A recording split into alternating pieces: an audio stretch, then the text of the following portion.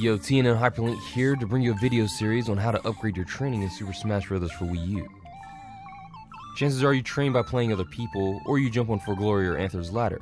But what if those don't help you improve as much as you think? Just as basketball players do not practice by only scrimmaging, Smash 4 players should not practice by only playing each other. Here's the first training video in the new meta training series I call Option Listing.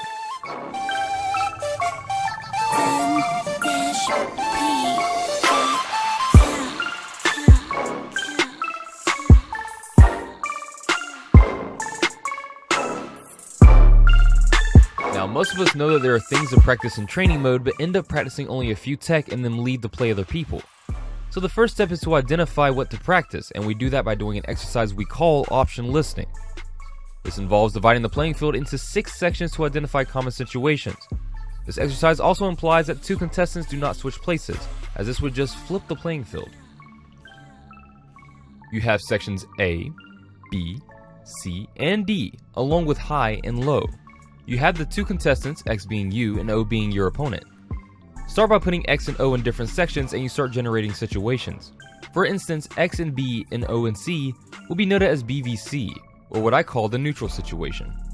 You also have recovery, disadvantage, advantage, ledge guard, landing, and juggling situations.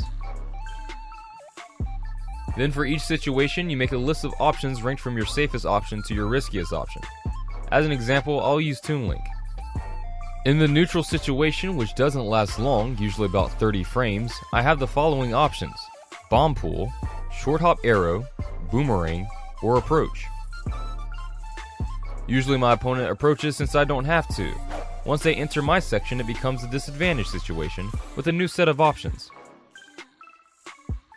I have Shield, Jump, Jab, Grab, Up Tilt, Perfect Pivot, or Dash.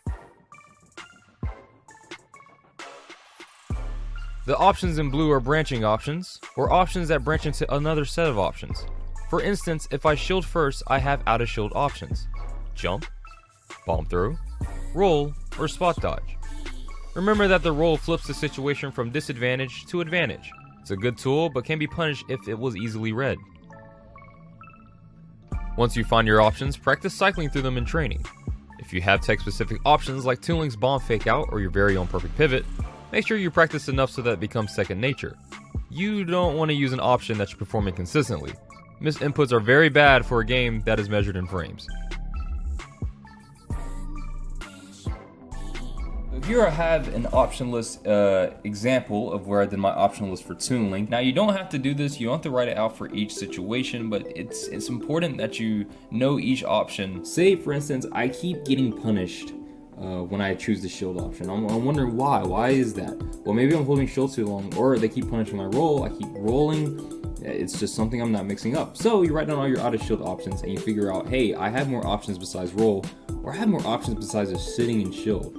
So I'll go in training and I'll make sure I learn how to cycle through those. So that's just an example of option listing. Remember to watch your replays, find out where you're struggling, and then write an option list to make sure that you're finding, and make sure that you know all of your options, or you know how to at least mix them up, and go into training mode and start mixing up through your options. So guys, thanks for watching. I hope you learned something new today. Go ahead and put option listing to the test. See if you can find some options, all your options that you may not know about, or that you can put it on paper so you know what to practice next time you are trying to find something to practice in training mode. Anyway, this is TNM Hyperlink. I'll see you guys next video. Peace out.